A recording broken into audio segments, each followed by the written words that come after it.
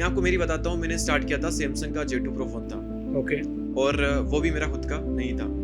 घर पर जो पूरा सरकारी फ़ोन होता है, जो बहन भी यूज़ कर रही है, मम्मी भी यूज़ कर रही है, वो जो फ़ोन है वही, उसी फ़ोन में सब कुछ करना था। ओके। तो अगर मैं आपसे बात करूँ कि एक एवरेज वीडियो क्या ग्रेट थंबनेल के कारण बहुत आगे जा सकता है? जी, बिल्कुल जा सकता है, लेकिन सिर्फ़ एक थंबनेल की वजह से जा सकता है तो ये गलत है। क्या-क्या एलिमेंट्स होते हैं एक वीडियो को अच्छा उठाने? तो यूट्यूब पे क्या आपने ऐसा कोई वीडियो बनाया है कि पैसा कमाने के कौन से निश हैं, कौन से टॉप निशेज़ हैं? आपके हिसाब से कौन से 4, 5, 6 टॉप निशेज़ जो ऐसे लोगों के लिए उपयुक्त हों जो कि आज जॉब छोड़ नहीं सकते? It's very difficult for them क्योंकि उनके ऊपर रिस्पांसिबिलिटी बहुत है। क्या बात कर रहे हो? और आप अपना कितना बनता है $0.5 1000 व्यूज़ पे हमारी निश माय में। गुडनेस! तो कितना ऑस्ट्रेलिया का 70 $35 $35 मतलब 70 गुना। ये हिंदी यूट्यूब बदलता चैनल रहता को है। बंद करते हैं, अंग्रेजी यूट्यूब चैनल बनाना शुरू करते हैं। जी गाइस। जो डिजर्व करता है ना वो पहुंच ही जाता है। तो ऑब्वियसली लक का कहीं ना कहीं फैक्टर थोड़ा बहुत होता ही है, लेकिन आपका जो हार्ड वर्क है, आपका पैशन है, आपका जो डेडिकेशन है वो मैटर करेगा ही करेगा। याद रखना, किस्मत आपका एक बार साथ देगी, 2 बार साथ दे देगी, लेकिन तीसरी बार तो फिर आपको अपना ही साथ देना पड़ेगा। हाय नमस्कार दोस्तों, मैं हूं कोच बीएसआर और आप सभी का स्वागत है हमारे यूट्यूब चैनल कोच बीएसआर पे। कैसे हैं आप सभी दोस्तों? आप में से कई लोग चाहते होंगे कि यूट्यूब पे सफल बने। आप में से कई लोग हो सकता है मिडिल क्लास फैमिली से हैं, घर में बैठे हुए हैं और आपको पता नहीं है कि आगे क्या क्या करें और कैसे आगे पहुंचा जाए। दोस्तों, आज इस पॉडकास्ट में आपको आपके कई सारे सवालों के उत्तर मिलेंगे, इसीलिए बिल्कुल रिलैक्स होकर बैठ जाएं, शांति से बैठें और पूरा पॉडकास्ट एक साथ सुने। ये गलती ना करें कि 2x स्पीड में या 1.5 गुना स्पीड में सुनने की, क्योंकि कई सारी इंपॉर्टेंट इन्फॉर्मेशन मिस हो जाती है।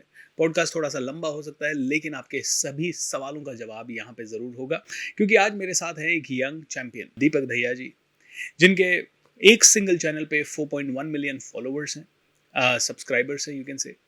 आज हज़ारों वीडियोस हैं इनके और हज़ारों वीडियोस में से हर एक वीडियो कोई लाख पे, कोई 2 लाख पे, कोई 5 लाख पे, काफ़ी सारे फॉलोअर्स हैं।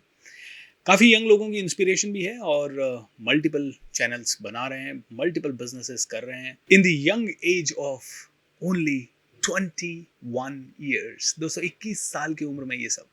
सो दीपक भाई, वेलकम टू द शो। कैसे हो आप? जी एकदम बढ़िया, thank you so much sir. How are you doing? Great. Deepak भाई, ऑनर की 21 बात है आपके साथ बैठना और पहले आपको देखते थे, फिर आपके साथ बैठना, आपके चैनल पे फीचर होना और आपकी Grateful। मेहनत है, यू नो। मैं तो खैर एक छोटा सा इंसान हूँ इस इंडस्ट्री का, बट धीरे धीरे आप सेलिब्रिटीज़ के साथ भी उठेंगे बैठेंगे, क्योंकि 21 साल की उम्र में जो आपने किया है, कंसिस्टेंसी लगी है उसमें, कितने ही दिनों की मेहनत लगी है, कितना दिमाग लगा है। I think I know it better, क्योंकि हम भी यूट्यूबर्स हैं, हम भी यूट्यूब चैनल बनाते हैं, वीडियोस बनाते हैं, बट कई बार वीडियोस चलते नहीं हैं। तो दीपक भाई, इन्हीं चीज़ों की बात करेंगे ताकि ज़्यादा से ज़्यादा लोगों को रियल इंसाइट मिल सके कि दीपक ने 21 की उम्र में कैसे आज 4 मिलियन से ज़्यादा लोगों को अपने साथ जोड़ लिया, और उससे भी ज़्यादा जुड़े हुए हैं, I know.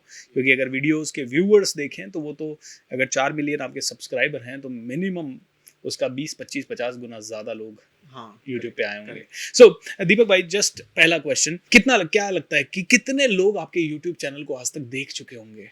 Do you have any statistics? 25 crore के आसपास। वाओ! और ये सारे लॉन्ग फॉर्म है, शॉर्ट्स में अगर होते तो ये 2 बिलियन भी क्रॉस कर सकता था मैं, लेकिन ये सारे लॉन्ग फॉर्म कंटेंट मैं बता रहा हूँ आपको। लॉन्ग फॉर्म कंटेंट दोस्तों, जिनको कम पता है, वो है 10 minute, 5 minute, 8 minute, 25 minute Correct। का वीडियो। शॉर्ट फॉर्म वीडियो बनाना किसी के भी बस का है, क्या कि 1 मिनट, आधा मिनट, 30 सेकंड का बनाना होता है, लेकिन लॉन्ग फॉर्म वीडियो में कंटेंट चाहिए, रिसर्च चाहिए, बहुत डिटेल्स चाहिए, बहुत ही स्पेसिफिक होना चाहिए, ऑडियंस को बांध के रखना। 25 करोड़ व्यूअर्स। दीपक भाई, अगर हम बात करें कि ऐसे ही पूछते हैं, आज विराट कोहली एक पोस्ट डालता है तो उस हाँ। पे लेट्स से 1 करोड़ व्यूज आते हैं, हाँ। 50 लाख व्यूज आते हैं, और उसका वो कितना चार्ज करता है? जस्ट इमेजिन कर। 2 करोड़ के आसपास। 1-2 करोड़ के आसपास। मैंने लेटेस्ट सुना था कि वो करीब 7 करोड़ रुपए चार्ज करता है एक पोस्ट डालने के इंस्टाग्राम पे। आई थिंक अब प्राइस बढ़ गया। तो इसका मतलब है कि अगर उस पोस्ट पे 1 करोड़ व्यूज आते हैं तो आपके 25 करोड़ व्यूज आए, मतलब 25 गुना ज्यादा पैसा, आपकी नेटवर्थ उतनी है आज की डेट में। सो दीपक भाई, यूट्यूबर कैसे बने? ये यूट्यूबर बनने की जर्नी कैसे रही? और एक आम आदमी जो आज भी सोच रहा है, क्योंकि आप ही की उम्र के कई बच्चे हैं जो सोच रहे हैं घर में बैठ के क्या करें, लेकिन छोटे छोटे चैलेंजेस आते हैं। माइक कौन सा यूज़ करें, कहाँ से सेटअप करें, घर में कमरा नहीं है, शांति नहीं है, घर छोटा है, मोबाइल फ़ोन उतना इफेक्टिव नहीं है। पहले तो आपने कैसे शुरू किया ये यूट्यूब का जर्नी, और एक नया बच्चा कैसे शुरू कर सकता है? मैंने अपनी यूट्यूब जर्नी स्टार्ट की थी जब मैं स्कूल में था अपनी, जब मैं 11th क्लास में था जी। जो मैंने की वही एडवाइस मैं लोगों को दूंगा कि आप जो भी कर रहे हैं, पढ़ाई कर रहे हैं, काम कर रहे हैं, कीजिए, उसको छोड़िए मत, और उसके साथ में ये चीज़ कीजिए। और मैं तो एडवाइस दूंगा, कुछ ना कुछ तो करिए ही करिए पढ़ाई के साथ में। ट्रू, भले एज अ प्रोफेशन उसको ना लें, भले आप एज अ स्किल लें, हॉबी लें, लेकिन कुछ ना कुछ तो करिए उसको। करेक्ट। तो मैंने भी वही किया, और वो एडवाइस में ही लोगों को भी दूंगा कि आप जो कर रहे हैं करिए, उसके बाद में उसके साथ में आप यूट्यूब को, बाकी चीज़ों को कंटिन्यू करिए, जो मैंने किया। एब्सोल्युटली। आपने क्या किया है, ग्रेजुएशन वगैरह क्या किया? मैंने सेकंड ईयर में ड्रॉप दे दिया है। अच्छा, सेकंड ईयर के बाद ड्रॉप दे दिया आपको? लेकिन मैंने स्कूल में नहीं छोड़ा था जब मैंने स्टार्ट किया था। जब मुझे हाँ। लगा कि मैं थोड़ा स्टेबल हूँ और मुझे इसी फील्ड में ग्रो करना है, उस फील्ड में मुझे हाथ तब नहीं आजमाना है, तो तब मैंने फिर वो ड्रॉप किया था। जी, जी, जी। तो मैं किसी को ये एडवाइस नहीं दूंगा कि आप एजुकेशन छोड़ दें और फिर इन सब में आएं, या फिर आप मुझे देख करके छोड़ें। मैं किसी को एडवाइस नहीं दूंगा भाई साहब, ये गलत एडवाइस मैं नहीं दूंगा, भले मैं कुछ करूं पर, लेकिन आपको नहीं दूंगा एडवाइस। और मैंने भी तब नहीं छोड़ा था जब मैंने स्टार्ट किया था। मैंने तब क्विट किया था जब मेरी स्टेबल अर्निंग हो रही थी, जब मैं एक स्टेबल क्रिएटर थोड़ा बन गया था, जब मुझे अंदर से लगा कि नहीं, अब इस फील्ड में मैं काफी ग्रो कर चुका हूँ और मेरा करियर यहाँ पर अब अच्छा खासा और बन सकता है, तब मैंने क्विट किया था। एडवाइस तो यही दूंगा कि जो कर रहे हैं करिए, उसके साथ में इसको स्टार्ट करिए। अब स्टार्ट करने के लिए आपने पूछा कि माइक वगैरह और ये सारी चीजें, मैं आपको मेरी बताता हूँ। मैंने स्टार्ट किया था, सैमसंग का J2 Pro फोन था, ओके। और वो भी मेरा खुद का नहीं था। घर पर जो पूरा सरकारी फोन होता है, जो बहन भी यूज कर रही है, मम्मी भी यूज कर रही है, वो जो फोन है वही, उसी फोन में सब कुछ करना था। ओके। उस फोन में हाई वीडियो एडिटिंग बिल्कुल सपोर्ट ही नहीं करती थी, फेस कैम वीडियो भी उसमें सपोर्ट नहीं करते थे। तो ये तो मेरी मजबूरी ही बन गई पूरी तरह से कि आपको वॉइस ओवर का कंटेंट ही बनाना पड़ेगा उस फोन से। तो मेरे माइंड में तो यही था कि ठीक है, ये फ़ोन कई सारी चीज़ सपोर्ट नहीं करता, लेकिन क्या कर सकता है, इस पे मेरा फोकस होना चाहिए। ट्रू। तो मैंने पूरा फोकस उस चीज़ पर डाला कि मैं इस फ़ोन से क्या कर सकता हूँ, मैं अपने एंड से क्या क्या कर सकता हूँ। तो मैंने अपना पूरा फोकस उन चीज़ों पर डाला जो मैं कर सकता हूँ। ओके। तो जो वॉइस ओवर का कंटेंट फिर मैंने उससे डालना, मैंने वहाँ से स्टार्ट किया। पहले कितने वीडियोस वॉइस ओवर के बनाए होंगे और कितने टाइम तक? मेरे तो काफ़ी टाइम तक वॉइस ओवर का चला है, और मेरे लगभग 6 महीने लग गए थे थोड़ा ग्रो करने में। आज वॉइस ओवर का चलता है या नहीं चलता है। तो फिर आप वॉइस ओवर से फेस वाले पे कब शिफ्ट हुए? फेस पर तो मैं पिछले कुछ ये कहीं आप 1 साल से थोड़ा शिफ्ट हुआ हूँ। ओके। उससे पहले लोग मेरे वॉइस ओवर के कंटेंट को ही बहुत ज़्यादा पसंद करते थे, वाओ। तो फिर मैंने वही बनाया जो लोगों को बहुत ज़्यादा पसंद आता था। तो अभी भी डिमांड वॉइस ओवर की ज़्यादा आती है या? नहीं, अब जो फेस कैम की वीडियो है उसको ही मैंने इतना इंटरेस्टिंग बना दिया कि लोगों को उसकी थोड़ी याद कम आती है वॉइस ओवर की। लेकिन बीच-बीच में कभी एक आध वॉइस ओवर वाले आ जाते हैं। क्या-क्या चीज़ें आपने इंटरेस्टिंग बनाने के लिए वीडियो को की है? और देखिए, अगर आप चाहेंगे कि आप पहले दिन से ही इंटरेस्टिंग वीडियो बनाएं, तो ऐसा होना पॉसिबल ही नहीं है। आप कितने ही अच्छे मेंटोर से सारी चीज़ सीख लें, कितना गाइडेंस ले लें, सारी चीज़ सीख जाएं, सारे इक्विपमेंट आपके पास में आ जाए, फिर भी आप चाह करके भी पहले दिन से इतनी अच्छी वीडियोस नहीं बना सकते। एक पूरी प्रोसेस होती है, उसको आपको फॉलो करना पड़ता है, आपको कंसिस्टेंसी मेंटेन करनी होती है। देखिए, कंसिस्टेंसी ऐसा नहीं है कि सिर्फ चैनल को ग्रो करने के लिए जरूरी है, कंसिस्टेंसी से आपकी ग्रोथ होती है। आपके बोलने के तरीके में, आपकी स्क्रिप्ट राइटिंग की स्किल होती है, आपकी वीडियो एडिटिंग की स्किल होती है, आपकी थंबनेल डिजाइनिंग की स्किल होती है, थंबनेल में क्या लिखना, कैसे एक्सप्रेशन देना, किस फ्लो में बोलना, ये सारी चीजें कंसिस्टेंसी के साथ में आपके अंदर इंप्रूव होती है। तो कंसिस्टेंसी आपको इंप्रूव करती है, और जब आप इंप्रूव होते हो तो फिर आपका जो चैनल है, आपका जो कंटेंट है, वो इंप्रूव होता है। तो कंसिस्टेंसी का डायरेक्ट कनेक्शन है आपके इंप्रूवमेंट से, और आपका इंप्रूवमेंट कनेक्ट होता है डायरेक्टली चैनल के इंप्रूवमेंट से।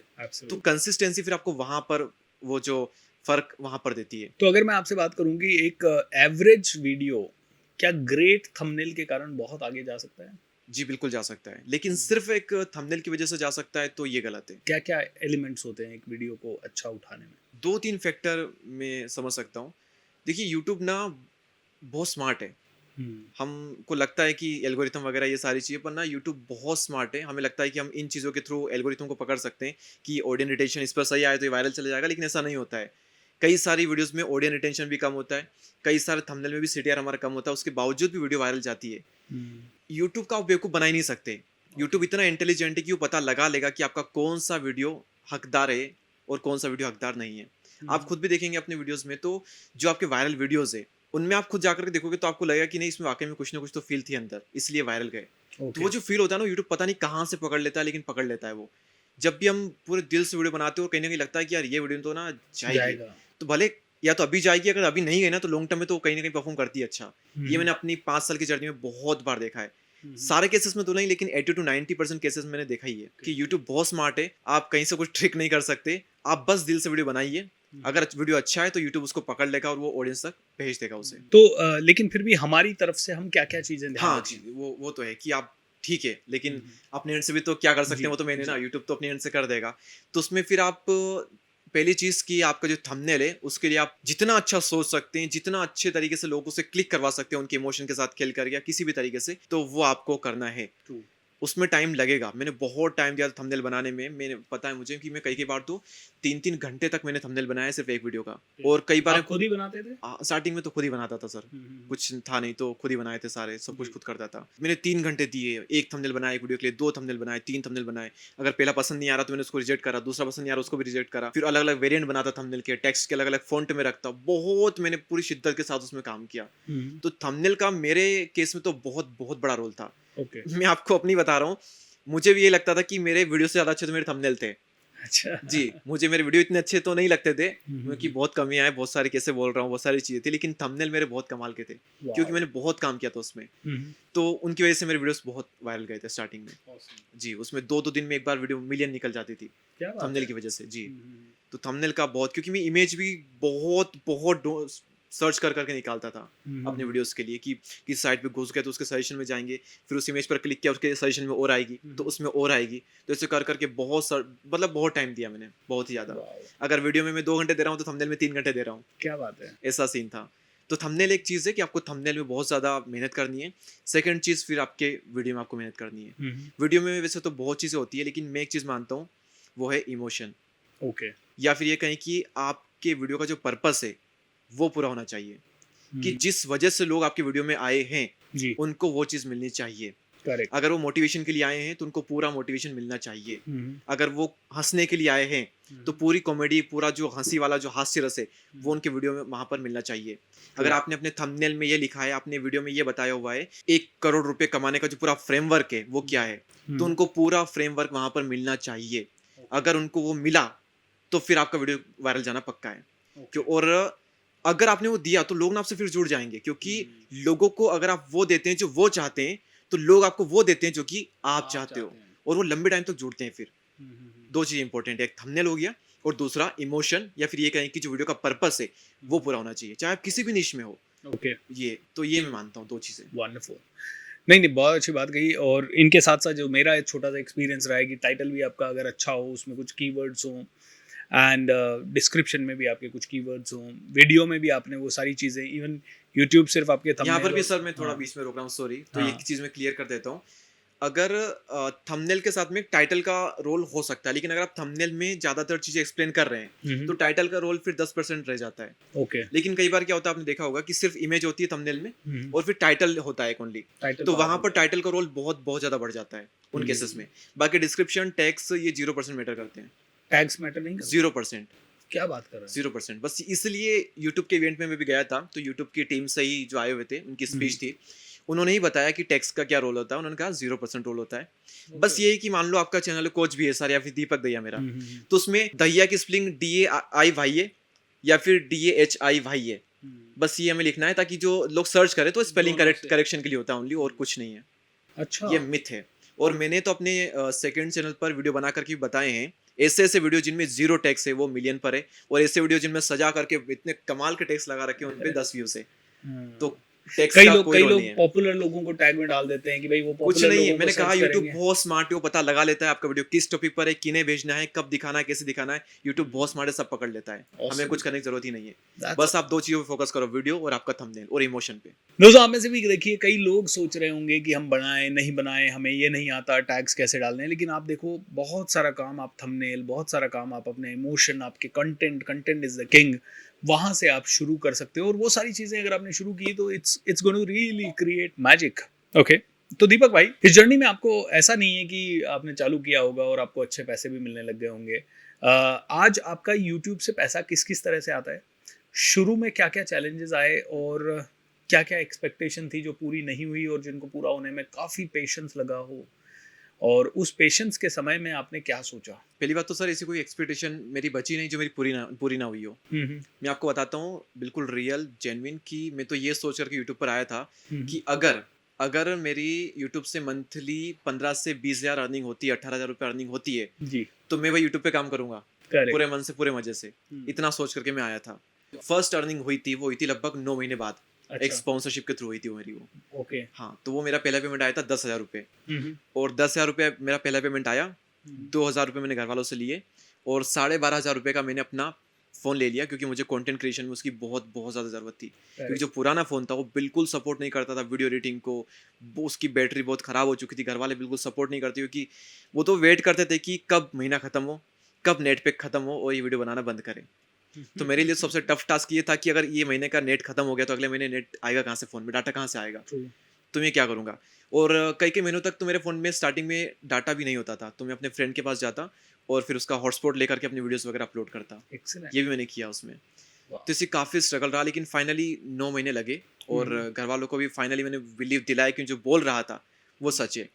और आज की डेट में तो आप देखेंगे हर जगह पर कंटेंट क्रिएटर हमें मिल जाते हैं, एग्जांपल देने के लिए दिख जाते हैं। 2019 की बात है, उस टाइम नहीं थे इतने, नहीं थे। और थे भी ना तो वो इस बारे में बात नहीं करते थे कि यूट्यूब से इतना हो सकता है, उतना हो सकता था, यहाँ दिखावा नहीं था। ट्रू। काफ़ी सरल दुनिया थी उस टाइम। साइलोज में लोग काम कर रहे हाँ, थे अपने अपने हिसाब से। यूट्यूब की थोड़ी सरल दुनिया थी। तो उज्जवल पाटनी सर का एक वीडियो में प्ले कर रहा था, वहाँ पर उन्होंने एक बात की थी कि आजकल तो कई सारे आप देखेंगे कैमरा ले लेकर यूट्यूब पे वीडियो बना रहे हैं और महीने के 1.5-2 लाख रुपए आराम से कमा रहे हैं। ये बात प्ले कर रहा था वीडियो पर, मम्मी ने सुन लिया। तो मम्मी ने कहा, है ऐसा कोई होता है क्या, इतने रुपये कौन कमा लेगा महीने के। मैंने कि बस 2-3 महीने और बचे हैं, बस रुक जाओ। और मैं बोला उनको और फिर वो करके दिखाया मैंने उनको वो चीज़। लेकिन पहला ही जो मेरा पैसा आया तुरंत ही वो मैंने अपने काम में लगा दिया। तो आपका पहला पेमेंट कुछ भी आए तो कोई ज़रूरत नहीं है मम्मी पापा को देने की या फिर कुछ भी खर्च करने की, अपने काम में लगा दो, क्योंकि काम में लगाओगे तो बाद में इतना पैसा आएगा कि फिर आप उनसे जो चाहो कर सकते हो, अपने पेरेंट्स के लिए, अपने लिए, दुनिया के लिए। पहली पेमेंट, स्टार्टिंग का जो पेमेंट आता है वो सारा अपने काम में लगा दो। मैंने वही किया। 90% लोग इमोशनल होते हैं। जैसे मैं भी, मुझे आज याद है मेरी पहली सैलरी सिर्फ 700 रुपये आई थी। 1200 रुपये की नौकरी लगी थी 2002 में। तो पहला पेमेंट 15 दिन बाद ज्वाइन किया था मैंने, या 14 दिन बाद, तो 700 आया था। तो मैं मम्मी के लिए चूड़ियाँ, पापा के लिए शर्ट लेके गया था, उसी में ख़त्म हो गए थे वो 700 रुपये। लेकिन ये बहुत ही इम्पोर्टेंट है कि हम ये सच में सोचें कि थोड़े से इमोशंस को उस समय रोक लें तो बहुत बड़ा काम हमने और किया ना बहुत उसके बड़ी बाद, चीज़ हमने है। किया ना उसके बाद मम्मी पापा को।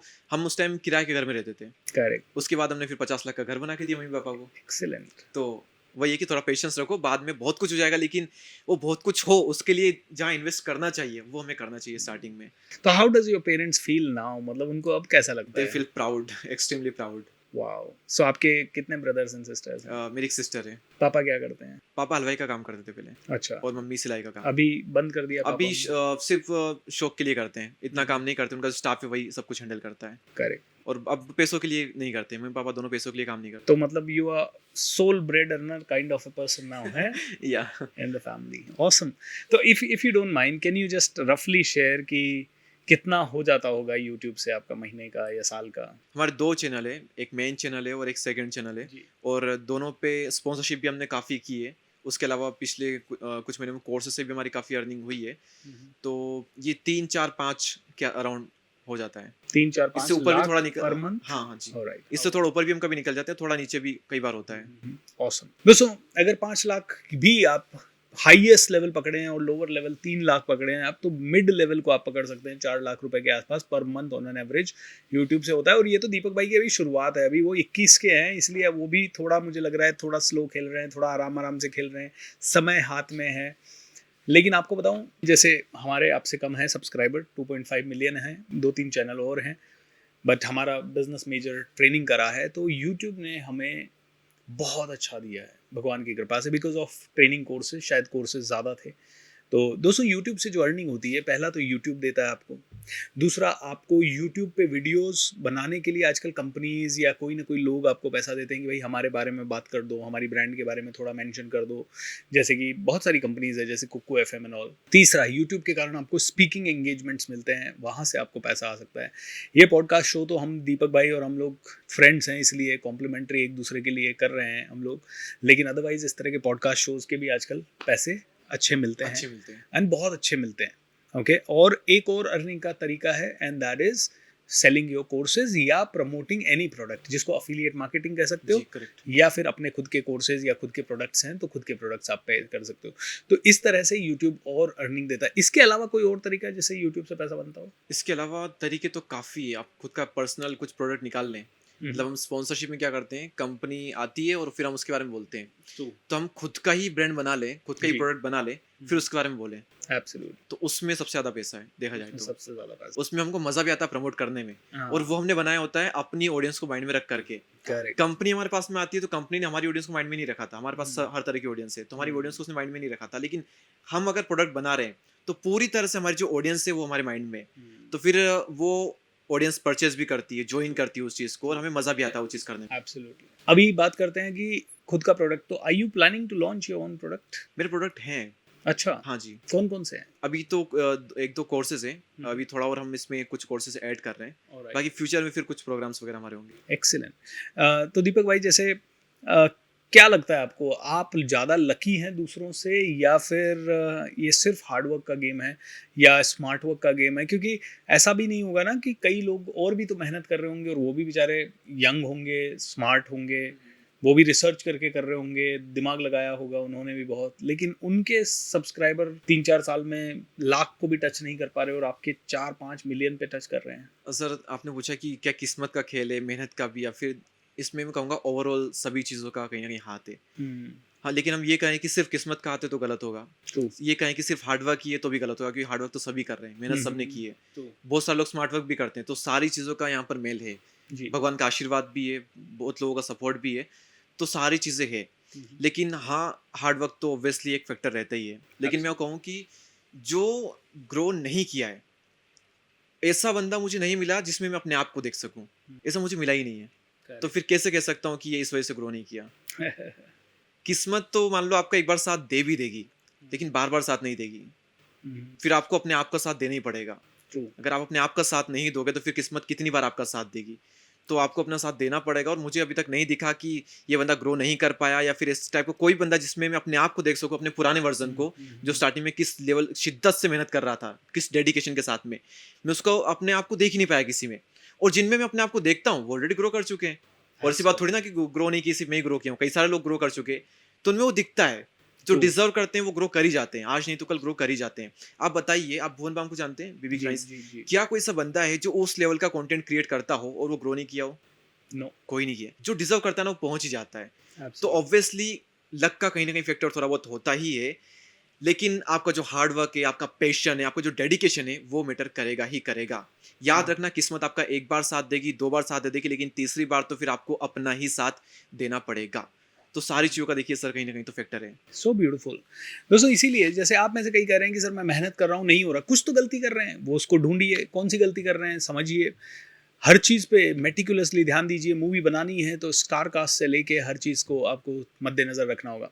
तो जैसे यूट्यूब में कहते हैं कि सब कुछ अच्छा है, लेकिन कंटेंट अगर आपका पावरफुल नहीं है तो मज़ा नहीं आएगा, तो content is the king. Content कहाँ से अच्छा लाएँ, क्या करते हैं? कोई स्पेसिफिक चीज़ें करनी पड़ती है कंटेंट अच्छा लाने के लिए, या किस तरह से लोग ऐसा वायरल कंटेंट ढूँढते हैं? वायरल कंटेंट कहाँ से ढूँढे? जी, देखिए सर, हम थोड़ा-सा फिर से पीछे चलते हैं जहाँ पर हमारी पॉडकास्ट की शुरुआत हुई थी। करेक्ट। मैंने कहा था कि आपको कितने अच्छा गाइडेंस मिल जाए, कितने इक्विपमेंट मिल जाए, आप चाह करके भी पहले दिन से सारी चीज़ अच्छी नहीं कर पाओगे। ट्रू। तो वहाँ पर जैसे-जैसे आप टाइम देते हो ना किसी भी चीज़ को, हुँ, तो 5-6 महीने बाद, 7-8 महीने बाद अगर आप उसमें बहुत इन्वॉल्व हो जाते हो, तो आपको ऑटोमैटिकली ये पता लगने लग जाता है कि क्या चलता है, क्या नहीं चलता है, हुँ। मेरे लिए क्या चलता है, मैं क्या चला सकता हूँ, ये सारी चीज़ें फिर आपको ऑटोमैटिकली समझ में आ जाती है। जी। क्योंकि आप काफ़ी नई-नई चीज़ें एक्सप्लोर कर जाते हो इस टाइम में। आप खुद बहुत सारी चीज़ें एक्सपेरिमेंट कर लेते हो अपने आप में, हुँ, तो आपको पता लग जाती है चीज़। तो बात वहीं पर आती है कि पहले आपको टाइम देना होगा। पहले दिन से, पहले महीने से, स्टार्टिंग के 2-3 महीने में आप ये सोच कर कि यार मुझे तो वायरल को आइडिया नहीं मिल रहे, मैं हुँ, निकाल नहीं पा रहा ये सारी चीज़, थोड़ा टाइम दीजिए। जी। उसके बाद में सारी चीज़ें फिर आप ऑटोमैटिकली निकाल लोगे। हुँ, लेकिन शर्त है उस फील्ड में आपको पैशनेट होना पड़ेगा। ट्रू। उसमें अगर आप पैशनेट हो, आपका बहुत रुचि उस फील्ड में, तो फिर आप निकाल लेते हो। इनफैक्ट आप वायरल आइडिया बना लेते हो। कि आप अपनी एब्सोल्युटली। फील्ड में, अपनी नीश में ऐसा कंटेंट एकदम माइंड में आ जाता है कि वो हमने कहीं पर है ही नहीं, हमको लगा कि यार ये ना माइंड में अच्छा आया है, तो ये बना देता हूँ। एब्सोल्युटली। आपने बनाया, वो वायरल चला गया। अब लोगों के लिए वायरल टॉपिक आपका टॉपिक बन गया कि उसका वाओ! वीडियो वाला बहुत गया था, तो अब वो बनाते अब वो हो। वाले बनाते हाँ, हैं। तो आप खुद वायरल आइडिया बनाते हो, क्या ढूँढना बात नहीं है! पड़ता है। दोस्तों, आप देखिए जितने भी इंटीरियर डिज़ाइनर्स हैं, फिर भी आपको देखिए अलग-अलग तरह की डिज़ाइन बनती है, क्योंकि वो लोग दिन-रात उस माहौल में हैं, तो दिन-रात उसी को सोच रहे हैं, तो उसी को सोच रहे हैं, तो उसी से रिलेटेड चीज़ आ रही है। अब आप यूट्यूब में घुसे नहीं हैं, घुसने से पहले कह रहे हैं वायरल कंटेंट आइडिया कहाँ से। भाई जो दिख रहा है ना, मैं तो ये कहता हूँ दीपक भाई, शुरू में दिमाग मत लगाओ, शुरू में जो ऑलरेडी अच्छे Correct. टॉपिक्स चल रहे हैं उनसे उनसे बनाना बनाओ। शुरू करो। टाइम साथ में आप सब सीख जाओगे। एब्सोल्युटली, धीरे धीरे आपके आइडियाज भी आते रहेंगे। जैसे ट्रेनिंग में भी यही कहता हूँ मैं लोगों को, भाई मैं नया ट्रेनर हूँ तो मैं क्या सिखाऊंगा, जो मैंने ऑलरेडी सीखा है। तो जो सीखा है उसको अच्छे से सीख लो, सिखाना शुरू करो, उसके बाद देखो धीरे धीरे कहाँ से कहाँ हो जाता है। एंड फिर आज मैं शुरू में कंप्लेन करता था मेरे टीचर्स को कि सर आपके कंटेंट पे तो लोग हंसते हैं, मेरे पे तो नहीं हंसते, आप जो लाते हो मेरे को तो कहाँ से लाते हो, मैं तो ला ही नहीं पाता हूँ।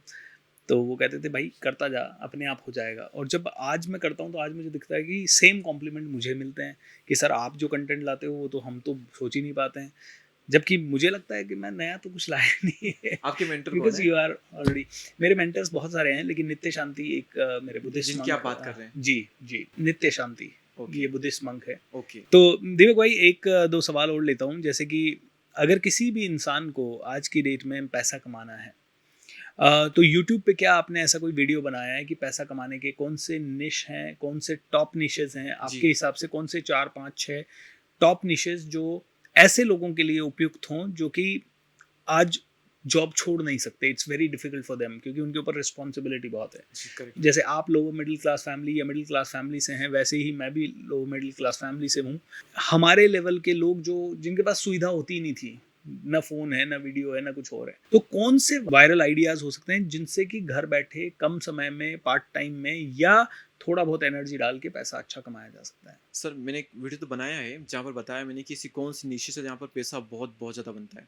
हमारी कैटेगरी में जो पैसा बनता है, मैं जो अभी निश बताने वाला हूँ उसमें 5 गुना ज़्यादा पैसा बनता है। अच्छा, सेम व्यूज़ पर यूट्यूब एडसेंस। करेक्ट। पहली निश ऑब्वियसली आती है स्टॉक मार्केट की, सबसे बड़ी निश हो स्टॉक गई आज मार्केट की डेट में। फाइनेंस, ओवरऑल फाइनेंस की म्यूचुअल फंड, एसआईपी, स्टॉक वगैरह सारी चीज़ें इसमें आ गई। इसके बाद में डिजिटल मार्केटिंग, बहुत पैसा बनता है इसमें। एफिलिएट मार्केटिंग, एफिलिएट वाले जो वीडियोस होते हैं, ऑनलाइन अर्निंग वाली जो नीश है उसमें भी बहुत बहुत पैसा बनता है जी। या फिर ऐसे वीडियोस जहाँ पर आपकी यूएसए से या फिर फॉरेन की जो कंट्रीज है वहाँ से अगर आपके व्यूज आ सके, अगर वहाँ से आपके व्यूज आए तो आप अभी ऑस्ट्रेलिया का शायद तक जो आरपीएम है वो 35-40 ऐसा कुछ है। ओके, यानी कि 1000 व्यूज पर $35। क्या बात कर रहे हो? और अपना कितना बनता है $0.5 1000 व्यूज पे हमारी निश माय में। गुडनेस, तो कितना? ऑस्ट्रेलिया का 70 $35। $35 मतलब 70 गुना।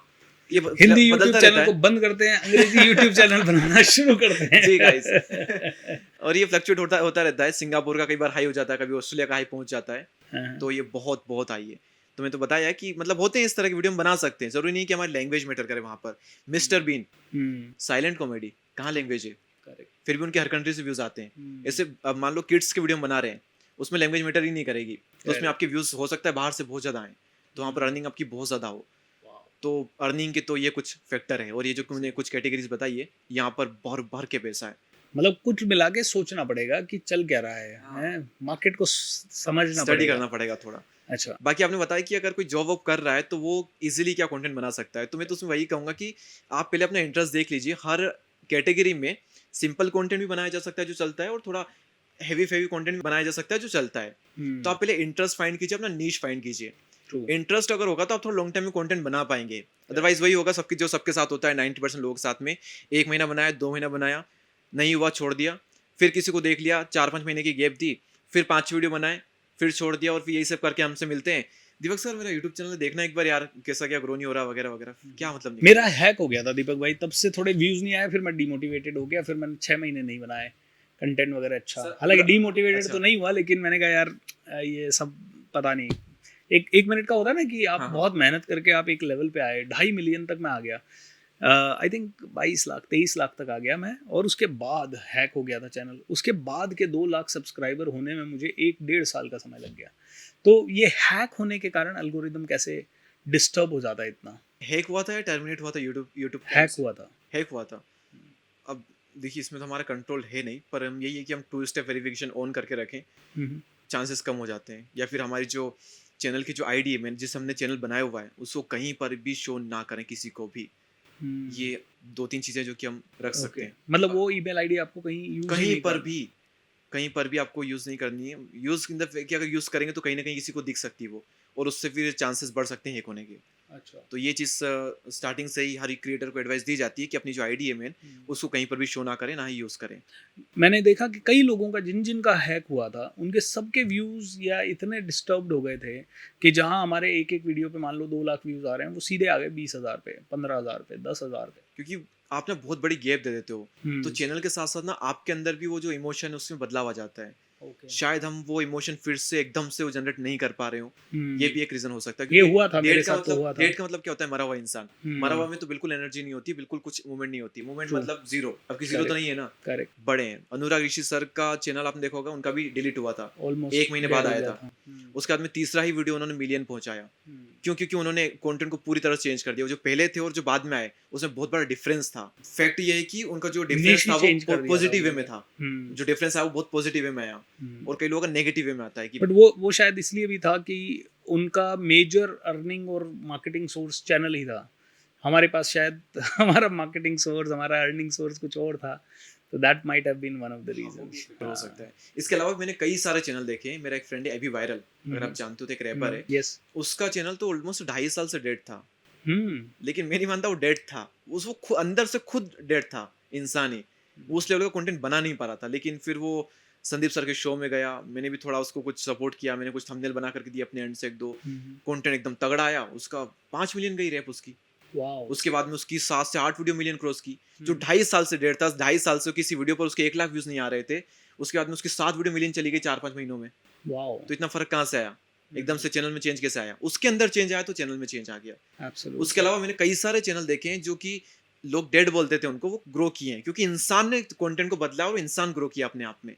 तो पहले वो अंदर से हमारे अंदर कहीं होता है, इसी चीज़ में मानता हूँ। Yes, last 6 months we have seen a positive growth जब से हमने हाँ, मैंने देखा आपकी थोड़ी बहुत ही ऊपर सिंसियर उठाया हमने ग्रोथ को। काम किया। और अब हम लोग भी जानते हैं कि ट्रेनर्स हम लोग हैं, अच्छा कंटेंट देते हैं लोगों को। बस ये है कि हमारा यूट्यूब सोतेला चाइल्ड रहता है, तो अब हमारा यूट्यूब जब मेन चाइल्ड बन जाएगा आपकी तरह, तो शायद ये बहुत ही नेक्स्ट लेवल। करेक्ट। वो भी तो एक फैक्टर है ना सर। वो और 100% सर आपने कहा फैक्टर कि चैनल हैक होने के बाद डेड हो जाते हैं। सर बिना हैक हुए भी तो चैनल डेड हो जाते हैं। है। तो वो भी तो कई fact- लोगों हाँ, के, वो भी तो हाँ। हमें सोचना चाहिए।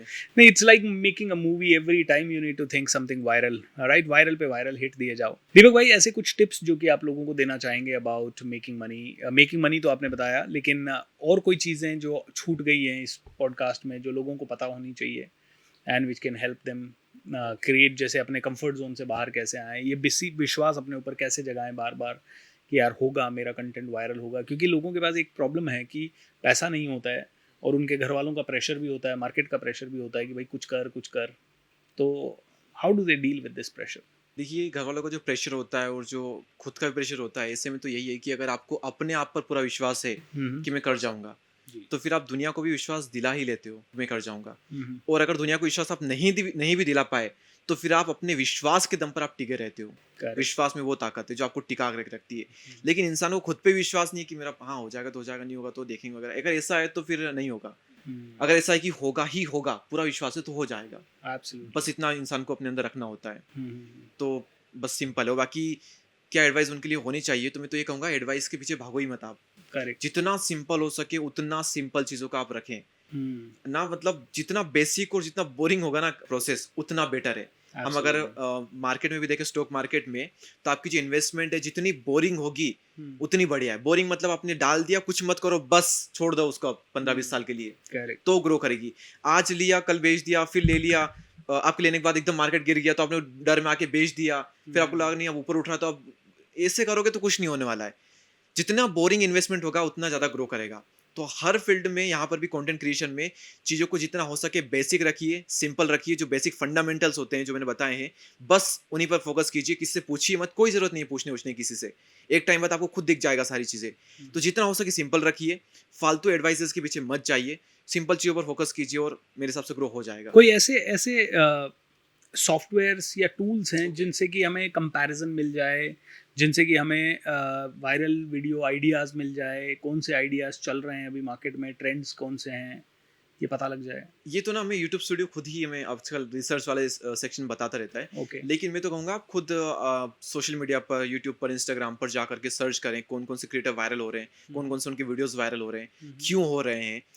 क्या वो इंसान की कुछ ऐसी लर्निंग है जो कि मैं ले सकता हूँ? जी। अगर मैं एक लर्निंग इस क्रिएटर की लूँ, एक लर्निंग इस क्रिएटर से लूँ, एक इससे लूँ और सबकी मिला करके मैं खुद अपना कंटेंट क्रिएट करूँ मिला, तो कितना कुछ इंप्रूव हो सकता है। कि मान लो हुँ, एक इंसान है, इसकी एडिटिंग बहुत तगड़ी लगती है, ट्रू। तो उसके जैसे एडिटिंग हम अपने अंदर के अप्लाई कर सकते हैं।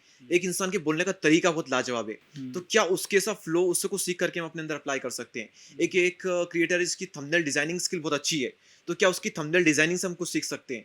तो ऐसे कहीं ना कहीं से थोड़ा थोड़ा आप लेते रहो और खुद ही रिसर्च करो मेरे हिसाब से, टूल्स पे ना जा करके, तो अच्छा। बेटर है इन चीज़ों में तो। क्योंकि मैंने शुरू में यूज़ किए थे विड IQ वगैरह, लेकिन हाँ, I was not very excited. हाँ, उसमें इतना नहीं आता, इसलिए जो आप खुद करते हैं उसकी बात अलग रहती है, उसमें एब्सोल्युटली। पूरा विश्वास है हमें कि हमने खुद देखा है। तो दोस्तों, ये थे दीपक भाई एंड आप देखिए, ये छोटी-छोटी इनसाइट्स को इस्तेमाल करके कितनी क्लैरिटी है कि भाई करना है, विश्वास करना है, खुद के ऊपर विश्वास करना है, आगे बढ़ना है। अगर पूर्ण विश्वास से आप काम करोगे और हर रोज़ दिन-रात उसमें डूबे हुए रहोगे, तो कोई फेल हो ही नहीं सकता। इट्स इम्पॉसिबल, हो ही नहीं सकता, इम्पॉसिबल है। सो इसीलिए आप भी अपनी जर्नी को स्टार्ट करें, बहुत ही दिल से स्टार्ट करें। इस पॉडकास्ट में आपको मज़ा आया होगा, उम्मीद करता हूँ। कंटिन्यू करते रहें। वीडियो को शेयर करें अपने सभी दोस्तों से जो कि क्रिएटर्स बनना चाहते हैं। Keep rocking, keep smiling. Thank you so much Deepak Thank for you so coming much to the for show, inviting. Really appreciate and भगवान करे बहुत जल्द हम फिर से मिलें, तब तक जी, आपके बिल्कुल 40 सर। मिलियन सब्सक्राइबर हो और हमारे भी साथ में काफ़ी सारे जी, जी। सब्सक्राइबर्स हो। Lots of love. Thank you everyone, thank you so much. Bye bye.